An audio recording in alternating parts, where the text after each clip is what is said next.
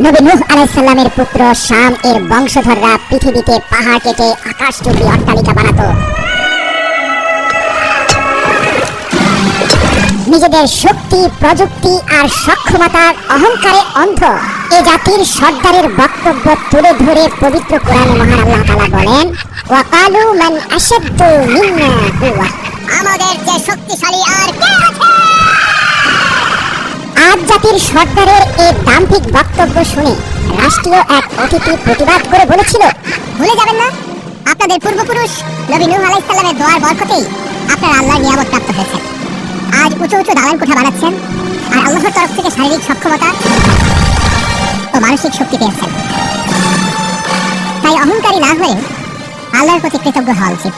সমালোচনা সহ্য করতে না পারা অহংকারে অন্ধ আজ জাতির সেই সর্দার সাথে সাথে সেই রাষ্ট্রীয় অতিথিকে হাত পা বেঁধে মরুভূমির বুকে নিক্ষেপ করে বললেন, দেখি আগামী 3 দিনের মরুঝড়ে তোমার আল্লাহ তোমাকে সাহায্য করে কিনা।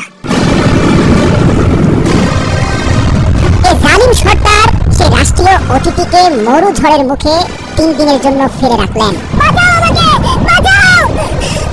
হে আল্লাহ, আমি কিছুই দেখতে পাচ্ছি না। মরুভূমির তীব্র বাতাস আর বালির ঝড়ে সেই ব্যক্তি শ্বাসরুদ্ধ হয়ে মৃত্যুবরণ করল। অথচ সেই একই ঝড়ের মধ্যে সর্দারের কোনো ক্ষতি হলো না। ঐতিহাসিক আনন্দ নিয়ে আজ জাতির সর্দার বললেন, এই বাতাস আমাদের গোলাম। আজ জাতির শারীরিক আর মানসিক সক্ষমতার ব্যাপারে ইতিহাস থেকে জানা যায়, পুরো পৃথিবী যখন আসমানি গজবে পানির নিচে তলিয়ে যাচ্ছিল, তখন নৌকা থেকে হযরত নূহ আলাইহিস সালাম তার এক অবাধ্য সন্তানকে উদ্দেশ্য করে চিৎকার করে বললেন, বাবা, আল্লাহর উপর ঈমান আনো এবং নৌকায় উঠো। আজ পুরো পৃথিবী তলিয়ে যাবে, কেউ বাঁচবে না। তোমার আল্লাহ এবং তার নৌকার কোনো প্রয়োজন নেই, আমি উঁচুতেই আছি, এই ঝড় আমার কিছুই করতে পারবে না। নবী পুত্র হয়েও আল্লাহর নাফরমানি আর অকৃতজ্ঞতার দরুন এক সামুদ্রিক জলোচ্ছ্বাস পিতার সামনে পুত্রকে পানির নিচে তলিয়ে নিয়ে গেল। চোখের সামনে সন্তানের এই করুণ পরিণতি দেখে চিৎকার করে উঠলেন হযরত নূহ আলাইহিস সালাম। এরপর হযরত নূহ তার বেঁচে থাকা 2 সন্তানের ব্যাপারে নৌকার মধ্যেই সেজদায় লুটিয়ে পড়ে আল্লাহর সাহায্য প্রার্থনা করেন এবং তাদের ভবিষ্যৎ বংশধরদের শক্তি আর সামর্থ্যের দোয়া করেন। আল্লাহ হযরত নূহ আলাইহিস সালামের দোয়া কবুল করে নৌকায় আশ্রয় পাওয়া হযরত নূহ এর ছোট পুত্র শাম এর বংশধরদেরকে অত্যন্ত শক্তিশালী করে পৃথিবীতে প্রতিষ্ঠিত করেন। বর্তমান ইয়েমেন ও ওমানের মধ্যবর্তী আহকাফ এলাকায় বসবাসরত এই প্রবল শক্তিশালী জাতি আজ ভুলে গিয়েছিল যে তাদের শারীরিক মানসিক সক্ষমতার উৎস আল্লাহর দয়া ও রহমত, যা নবী নূহ আলাইহিস সালামের দোয়ার বরকতে এসেছে। তাদের উপাসনা করা মিথ্যা মূর্তির দয়ায় নয়। মহান আল্লাহ পবিত্র কোরআনে এই শহরের পরিচয় তুলে ধরে বলেন, ইরামা যাতুল ইমাদ, অর্থাৎ আকাশচুম্বী ইমারতের শহর। যেন তাদের তৈরি স্তম্ভগুলো আকাশের সঙ্গে কথা বলছে। আল্লাহর দয়ায় তাদের শারীরিক গড়ন ছিল পাহাড়ের মতো মজবুত এবং বিশাল। দূর থেকে দেখলে মনে হতো যেন তাদের কাঁধ আকাশের মেঘ ছুঁয়ে ফেলত। আল্লাহর পাওয়া এই সকল নিয়ামত তাদের অকৃতজ্ঞ আর অহংকারী করে ফেলেছিল। তারা বলতো, এই মাটির উত্তরাধিকারী একমাত্র আমরাই, আর আমরা চিরকাল এখানেই থাকবো। মরুভূমিতে তাদের বসতি অনেক দূর পর্যন্ত ছড়ানো ছিল। তাদের ঘোড়ার খুরের আওয়াজে মাটি থরথর করে কাঁপত। রাতে তাদের প্রদীপের আলো বহুদূর পর্যন্ত ছড়িয়ে পড়ত।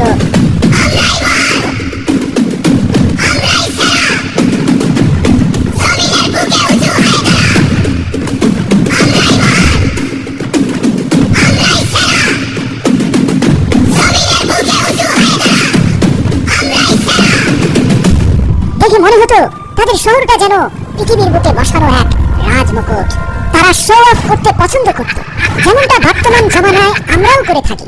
যেমন তারা নিজেদের সভা সমাবেশে দম্ভ আর অহংকার ভরে একটা কথাই বলতো, আমাদের মতো মানুষ আর কখনো জন্ম নেবে না। দেখো আমাদের আকাশ চুম্বী ইমারত, দেখো আমাদের ছোট বাচ্চারাও ভারী পাথর তুলে ফেলছে। তাদের বয়োজ্যেষ্ঠরা গর্ব করে বলতো, বড় হয়ে আমাদের এই শিশুরা পাহাড়কেও হার মানাবে। আজ জাতির মানুষের একটা অদ্ভুত বিশ্বাস ছিল, তারা মনে করত বাতাস তাদের হুকুমের গোলাম। তাদের যুবকরা উপত্যকার মাঝখানে দাঁড়িয়ে 2 হাত ছড়িয়ে দিয়ে দম্ভ করে বলতো, দেখো যে মরু ঝড়ে সবার নিঃশ্বাস বন্ধ হয়ে যায়, সে মরু ঝড়ে আমাদের কিছুই হয় না। কিন্তু তারা জানতো না যে বাতাসকে তারা বন্ধু ভাবছে, সেই বাতাস আল্লাহর হুকুমেই তাদের অনুগত হয়েছে। কেননা হযরত নূহ এর সন্তান শাম আল্লাহর দরবারে দোয়া করে বলেছিলেন, হে প্রভু, মরুভূমিতে আমার এই সন্তানদেরকে রক্ষা করতে বাতাসকে তাদের অনুগত করে দিন, নয়তো মরুঝড়ে তারা কখনো টিকে থাকতে পারবে না। আল্লাহ সেই শাম আলাইহিস সালামের দোয়ার বরকতেই বাতাসকে তাদের অনুগত করে দিয়েছিলেন। অথচ সেই বাতাসের অহংকারে মরুঝড়ের মধ্যে ফেলেই তারা অসংখ্য দুর্বল মানুষকে হত্যা করেছে, নিজেদের দম্ভ আর অহংকারে অন্ধ হয়ে গিয়েছে। হযরত নূহ আলাইহিস সালামের নৌকায় আশ্রয় পাওয়া অন্যান্য মানুষদের জাতি আদ জাতির মতো এত বিশাল লম্বা ছিল না। তাদের শরীর ছিল সাধারণ মানুষের তুলনায় কয়েক গুণ বিশাল। নদীর তীরে বা পাহাড়ের গায়ে তাদের সেই পায়ের ছাপ আজও চোখে পড়ে, যা দেখে মানুষ বিস্ময়ে হতবাক হয়ে যায়। তাদের ঘরের দরজাগুলো এতটাই উঁচু ছিল যে ঘোড়ার পিঠে বসে একজন আরোহী অনায়াসেই ভেতরে ঢুকে পড়তে পারত। তারা পাথরের তৈরি বড় বড় পাত্র ব্যবহার করত। এক একটা পাত্র এত বড় ছিল যে তাতে পুরো বংশের রান্না একসাথে হয়ে যেত। সময় গড়িয়ে চলল আর তাদের অহংকারও বাড়তে থাকলো। দিন যতই যাচ্ছিল তাদের দম্ভ ততই মাত্রা ছাড়াচ্ছিল। তাদের চেয়ে ছোট আর দুর্বলরা যখনই তাদের খপ্পরে পড়ত, বাধ্যতামূলক তাদের মিথ্যা প্রশংসা করতে হতো, কেননা সমালোচনা সহ্য করার ক্ষমতা তাদের ছিল না। আল্লাহ দেখলেন এরা দুর্বলদের কথা মোটেই পরোয়া করে না। অবশেষে তিনি তাদের মধ্য থেকে তাদের জাতির এক শক্তিশালী মানুষকে তার নবী হিসাবে নির্বাচিত করলেন, যার নাম হযরত হুদ আলাইহিস সালাম।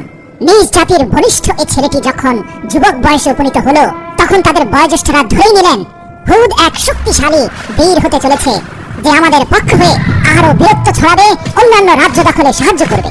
কিন্তু সবাইকে অবাক করে দিয়ে হুদ আলাইহিস সালাম যুবক হয়ে ঘোষণা করলেন, হে আমার জাতি, তোমরা কেবল এক আল্লাহর ইবাদত করো, তিনি ছাড়া তোমাদের আর কোনো মাবুদ নেই। শক্তিশালী হুদের কথা শুনে বয়োজ্যেষ্ঠদের মাথায় বজ্রপাত হলো। বয়োজ্যেষ্ঠরা ক্ষেপে গিয়ে বলল, কি বলছো তুমি হুদ? যে বাপ দাদাদের ধর্ম পালন করে আমরা এত শক্তিশালী হয়েছি, সেই ধর্ম আমরা ত্যাগ করব? হযরত হুদ সাথে সাথে প্রতিবাদী হয়ে বললেন, তোমাদের এই মূর্তির কারণে তোমরা আল্লাহর সাহায্য প্রাপ্ত হওনি, বরং আমাদের পূর্বপুরুষ নবী নূহ আলাইহিস সালামের দোয়ার বরকতেই দয়াময় আল্লাহর তরফ থেকে তোমরা এই সকল দুনিয়াবী সাহায্য পেয়ে যাচ্ছ, আর আমি তার তরফ থেকে প্রেরিত হয়েছি তোমাদের সতর্ক করতে। হুদের বক্তব্য শুনে সেই হিংস্র সর্দার দাঁড়িয়ে বললেন, হুদ, তুমি কি জানো না আমাদের সক্ষমতার সাথে তাচ্ছিল্য করার কারণে এক বিদেশি রাষ্ট্রদূতের সাথে কি আচরণ হয়েছিল? সেও তোমার মতো এক আল্লাহকে শ্রেষ্ঠ বলেছিল, কিন্তু শেষ পর্যন্ত তাকে মৃত্যুবরণ করতে হয়েছে। হযরত হুদ আলাইহিস সালাম বললেন, হ্যাঁ, সেই ব্যক্তি জান্নাতের বাগানে রয়েছে। আল্লাহ তাকে মুক্তি দিয়েছেন আর তোমাকে বিপদগ্রস্ত করেছেন, কারণ তুমি হুদের মুখোমুখি হয়েছ। চেষ্টা করে দেখতে পারো, তুমি হুদকে পরাজিত করতে পারবে না। কিন্তু সেই সর্দার হুদের উপরে ঝাঁপিয়ে পড়লেন। অথচ হযরত হুদ আলাইহিস সালাম লোকজন বুঝে ওঠার আগেই আদ জাতির সর্বশ্রেষ্ঠ বীর তাদের সর্দারকে কুপকাত করে ফেললেন। মূলত আল্লাহ তাআলা নবী হুদ আলাইহিস সালামকে আদ জাতির অহংকার এবং দম্ভ চূর্ণ করতে তাদের মধ্য থেকে সবচেয়ে শক্তিশালী করে পাঠিয়েছিলেন, যাতে তিনি স্পষ্ট করে সবাইকে বুঝিয়ে দিতে পারেন এই শারীরিক সক্ষমতার মালিক এক এবং অদ্বিতীয় আল্লাহ। এবং হুদ আলাইহিস সালামের এই স্পষ্ট নিদর্শন দেখার পরেও যারা ঈমান আনবে না, তাদের পরিণতি হবে ভয়াবহ। হযরত হুদ আলাইহিস সালাম সেই সর্দারের বুকে পা রেখে প্রকাশ্যে বললেন, দেখো, রাষ্ট্রীয় নিয়ম অনুযায়ী যে সর্দারকে পরাজিত করে সেই সর্দার হয়, কিন্তু আমি কোনো রাষ্ট্র ক্ষমতা চাই না। আমি তোমাদের উপর এমন এক আযাবের ভয় করছি যার ভয়াবহতা তোমরা কল্পনাও করতে পারবে না। আমি চাই তোমরা সকল মূর্তি ভেঙে এক এবং অদ্বিতীয় আল্লাহর ইবাদতে মগ্ন হও, নিজেদের অহংকার এবং দাম্ভিকতা ত্যাগ করো। কিন্তু যাদের অন্তর অহংকারে ভরে গেছে, ভালো কথা যেন তাদের হৃদয়ে এমন ভাবে ধাক্কা খায় যেমন পাথরের দেয়ালে পাথর ধাক্কা খায়। হুদ আলাইহিস সালাম হাল ছাড়লেন না। তিনি প্রতিদিন তাদের বাজারে, রাজপ্রাসাদে, ঘরে ঘরে গিয়ে সত্যের দাওয়াত পৌঁছে দিতে থাকলেন। তারাও হুদের সাথে বল প্রয়োগে পেরে না উঠে তাকে তাচ্ছিল্য আর পাগল সাব্যস্ত করতে লাগলো। হুদ, তাদের বয়োজ্যেষ্ঠরা বলতো, তোমার কথায় যদি সত্যিই কোনো জোর থাকতো, তবে তো আমাদের এই প্রাসাদগুলো কাঁপতে কাঁপতে ভেঙে পড়তো। কখনো কখনো বাচ্চারা হুদের গলার স্বর নকল করে তাকে ব্যঙ্গ করত। আবার অনেকেই রাস্তায় হযরত হুদ আলাইহিস সালামকে আসতে দেখলে অন্য রাস্তায় চলে যেত। একদিন হুদ আলাইহিস সালাম তাদের রাজসভায় উপস্থিত হলেন। সেখানে তাদের সর্দাররা সোনার সিংহাসনে বসেছিল। হুদ আলাইহিস সালাম তাদের বললেন, তোমরা স্পষ্ট বুঝতে পারছো আমি আল্লাহর তরফ থেকে তোমাদের জন্য সত্য বাণী নিয়ে উপস্থিত হয়েছি, আর তোমরা আল্লাহর স্পষ্ট নিদর্শন আমার মাঝে দেখতে পেয়েছো। এ পর্যন্ত কেউ আমাকে মুষ্টিযুদ্ধে পরাজিত করতে পারোনি। তোমরা কি বিশ্বাস করো আমি তোমাদের মাঝে সবচেয়ে শক্তিশালী? সর্দাররা সকলে মাথা নেড়ে বলল, হ্যাঁ হুদ, আমরা বিশ্বাস করি আমাদের মূর্তির দয়ায় তুমি আমাদের মাঝে সবচেয়ে শক্তিশালী। হুদ আলাইহিস সালাম তাদের কথা শুনে প্রচন্ড হতাশা নিয়ে বললেন, তোমরা আল্লাহর ইবাদত করো, তিনি ছাড়া তোমাদের কোনো মাবুদ নেই, তোমরা তো কেবল মিথ্যা উদ্ভাবন করছো। হুদ আলাইহিস সালাম তাদেরকে আরো বললেন, যদি বিশ্বাস করে থাকো আমি তোমাদের মাঝে সবচেয়ে শক্তিশালী, তবে আমি সেই শক্তির কসম করে বলছি আমাদের সকলের শক্তির উৎস একমাত্র মহান আল্লাহ তাআলা। যদি তোমরা আমার বাণী শুনে জমিনের বুকে দম্ভ, অহংকার এবং জুলুম পরিত্যাগ না করো, তবে তিনি তোমাদের ধ্বংস করতে এক বিধ্বংসী বায়ু ঝড় প্রেরণ করবেন। আদ জাতির সর্দার এবং বুজুর্গরা অট্টহাসি দিয়ে নবী হুদকে বলল, হুদ, যে বাতাস আমাদের অনুগত, আমাদের হাতের ইশারায় উঠবস করে, সে বাতাস দিয়ে তুমি আমাদের ধ্বংস করার ভয় দেখাচ্ছ। যদি সে আযাব আসেও, আমরা আমাদের শক্তি দিয়ে তার রুখে দেব।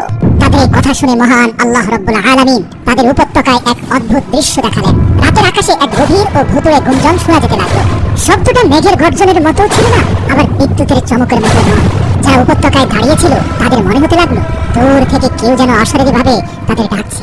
দু একজন ভয় পেলেও তাদের অধিকাংশ লোকেরা সেই শব্দ শুনে একে অপরকে বলল, আরে ভয়ের কিছু নেই, এ তো পাহাড়ের পাশ দিয়ে বাতাস প্রবাহের শব্দ, এ সবই আমাদের দেবতাদের রহমত।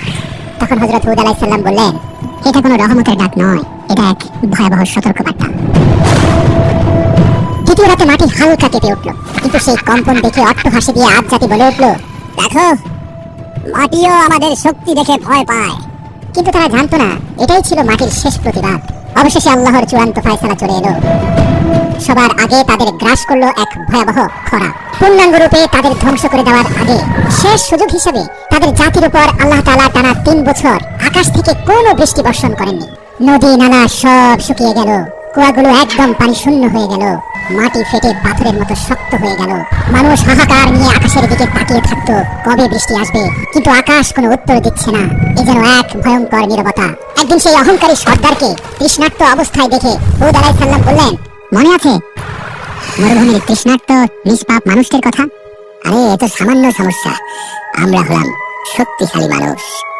হযরত হুদ আলাইহিস সালাম বুঝতে পারলেন এরা ধ্বংস হওয়ার আগ পর্যন্ত ঈমান আনয়ন করবে না। মহান আল্লাহ তাআলা দ্বিতীয় বছরের মতো তাদের উপর আবারও খরা চাপিয়ে দিলেন। পিপাসায় তাদের জীব শুকিয়ে গেল, রাগে ক্ষোভে তারা খালি কলসি দেয়ালে আছড়ে ভাঙতে লাগলো। পানির অভাবে পশুরা মাটিতে লুটিয়ে পড়তে লাগলো। তারপরেও তারা ঈমান আনলো না। অহংকারী জাতি বলল, কেউ আমাদের মাথা নত করাতে পারবে না। আর তৃতীয় বছরেও যখন আবারও খরা দেখা দিল, আদের জমিন থেকে সেই হাসি, সেই অহংকার আর সেই দারাজ কণ্ঠস্বর একদম হারিয়ে গেল। যে কণ্ঠস্বর একসময় আকাশের সাথে টক্কর দেওয়ার স্পর্ধা দেখাতো, যে হাত মরুভূমিতে নিরীহ মানুষের গলা চেপে ধরত, সে হাত আজ একটু পানির আশায় ছটপট করছে। তাদের উপরে আল্লাহর চূড়ান্ত ফয়সালা হয়ে যাওয়ার পর অবশেষে মানুষ হুদ আলাইহিস সালামের কাছে এলো। তিনি তাদের দেখে আর কাঁদলেন না, শুধু এটুকু বললেন, এখন আযাবের সময় ঘনিয়ে এসেছে। তোমাদের তাৎক্ষণিক আযাব দিয়ে ধ্বংস করলে তা অন্যায় হয়ে যেত। তাই মহান আল্লাহ তোমাদের তিলে তিলে সেই কষ্টগুলো দিয়েছেন যা তোমরা যুগ যুগ ধরে দুর্বলদের উপর দিয়েছ। তারপর একদিন আকাশে 3টি মেঘ ভেসে উঠল, একটি লাল, একটি সাদা আর একটি কালো। এই 3টি মেঘ দেখে আদ জাতি আবারও পথভ্রষ্ট হয়ে বলল, তোমার আল্লাহর সাহায্যের কোনো প্রয়োজন নেই হুদ, আমাদের দেবতাদের দয়ায় আকাশে মেঘ উঠেছে। হযরত হুদ আলাইহিস সালাম তাদের কথার কোনো জবাব দিলেন না, বরং তিনি এই স্থান ত্যাগ করার প্রস্তুতি নিচ্ছিলেন। আকাশ থেকে এক ফেরেশতা ঘোষণা করলেন, হে আদ জাতি, এই 3 মেঘের মধ্যে তোমরা যে কোনো একটি বেছে নাও। তাদের সর্দাররা হেসে বলল, কালো মেঘ, ওতেই পানি আছে, ওটাই আমাদের জন্য রহমত। কিন্তু তারা জানতো না ওই মেঘে রহমত নয়, তাদের ধ্বংস লুকিয়ে আছে। দেখতে দেখতে আকাশ কালো হয়ে গেল, বাতাস হিমশীতল হয়ে এলো। বৃষ্টি আসছে ভেবে মানুষ খুশিতে নাচতে লাগলো আর চিৎকার করে বলতে লাগলো, দেখো হুদ, বৃষ্টি এসে গেছে, অথচ তুমি আমাদের মাঝে নেই। কিন্তু ওটা পানি ছিল না, ওটা ছিল আযাবের ঝড়। যে বাতাসকে নিয়ন্ত্রণের অহংকার তারা দেখাতো, সেই তীব্র বাতাসের প্রথম ঝাপটা এলো। ধুলো, বালি আর পাথর সব নিমিষেই উড়ে গেল। প্রতিটি ধাক্কায় তাদের মনে হতে লাগলো এই বাতাস যেন পৃথিবী থেকে তাদের নাম নিশানা মুছে দিচ্ছে। এরপর এলো দ্বিতীয় ঝাপটা। বড় বড় গাছ উপড়ে পড়লো, পশু পাখি সব শূন্যে উড়ে গেল। তাদের দেব দেবীর মূর্তি, তাদের এত অহংকার, তাদের সাজানো বাগান আর বিশাল শহর সবকিছু খড়কুটোর মতো বাতাসে ছড়িয়ে ছিটিয়ে যেতে লাগলো। তীব্র ঝড় সেই সন্তানকেও কেড়ে নিল, যে সন্তানকে মা বুকের ভেতর আঁকড়ে ধরে রেখেছিলেন। ঠিক যেভাবে তারা নিরীহ মানুষদেরকে দাম্ভিকতা আর অহংকার করে মরুঝড়ে হত্যা করত। তারা আর্তনাদ করে উঠল, কিন্তু ঝড়ের গর্জন তাদের আর্তনাদের চেয়ে অনেক বেশি ভয়ানক ছিল। এরপর এলো বাতাসের দ্বিতীয় ঝাপটা। মানুষজন খড়কুটোর মতো আকাশে উড়ে গেল। যেসব বিশাল আকাশচুম্বী অট্টালিকা তাদের দাম্ভিকতা আর অহংকারী করে তুলেছিল, যেই অট্টালিকা আকাশের সাথে পাল্লা দিত, সেগুলো নিমিষেই বালির ঝড়ে হারিয়ে গেল। আকাশ গর্জন করতে থাকলো, মাটি থরথর করে কাঁপতে থাকলো। মহান আল্লাহ তাদের সেই বিশাল প্রাসাদ, তাদের সব শান শৌকত সবকিছু যে বাতাস নিয়ে অহংকার করত, সেই বাতাসের ঝাপটা দিয়েই মাটির সাথে মিশিয়ে একাকার করে দিলেন। আল্লাহ কোরআনে বলেন, আজ জাতিকে ধ্বংস করা হয়েছে এক প্রচন্ড গর্জনকারী ঝড়ের মাধ্যমে, যা তাদের উপর টানা 7 রাত ও 8 দিন ধরে বয়ে গিয়েছিল। ঝড় থামার পর চারদিকে শুধু তিন পতন নীরবতা, পড়ে রইল শুধু বালির সমুদ্র, আর তার উপর মানুষের লাশগুলো এমন ভাবে পড়েছিল যেন সব উপড়ে পড়া খেজুর গাছের ফাঁপা কাণ্ড। কিন্তু যারা হযরত হুদ আলাইহিস সালামের কথায় বিশ্বাস করেছিল এবং ঈমান এনেছিল, আল্লাহ কেবল তাদেরই রক্ষা করলেন। বিশ্বাসীদের পাহাড়ের একটি গুহায় নিরাপদে আশ্রয় দিলেন আল্লাহ। সেখানে হযরত হুদ আলাইহিস সালাম দোয়া করলেন, হে আমার রব, আপনি পরম দয়ালু, আমাদের সেই পথে অটল রাখুন যে পথ আপনার দিকে নিয়ে যায়। হুদ আলাইহিস সালাম যখন পাহাড়ের উপর দাঁড়িয়ে সেই ধ্বংসস্তূপের দিকে তাকালেন, তখন তার দু চোখ বয়ে পানি গড়িয়ে পড়ল। এরাই ছিল সেই মানুষ যারা একদিন দম্ভ করে বলতো, আমাদের চেয়ে শক্তিশালী আর কে আছে? অথচ যে বাতাসের নিয়ন্ত্রণ তাদের হাতে ছিল, সে বাতাস দিয়ে আল্লাহ তাআলা তাদেরকে জমিনের সাথে মিশিয়ে দিয়েছেন। হুদ আলাইহিস সালাম তার অনুসারীদের উদ্দেশ্যে বলেন, মানব জীবনে তুমি অন্যদের চেয়ে যা কিছু শ্রেষ্ঠত্ব পেয়েছো, সবই তোমার রবের দয়া ও রহমত। মনে রেখো, আল্লাহর দয়া ও রহমত পেয়ে অহংকারী হলে তার পরিণাম হলো মহাবিপদ। অহংকার আল্লাহর চাদর, আর আল্লাহ তার চাদর নিয়ে টানাটানি সহ্য করেন না। আজও আহকাফের তপ্ত বালির নিচে সেই শহর ইরাম চাপা পড়ে আছে, যা কালের সাক্ষী দিচ্ছে।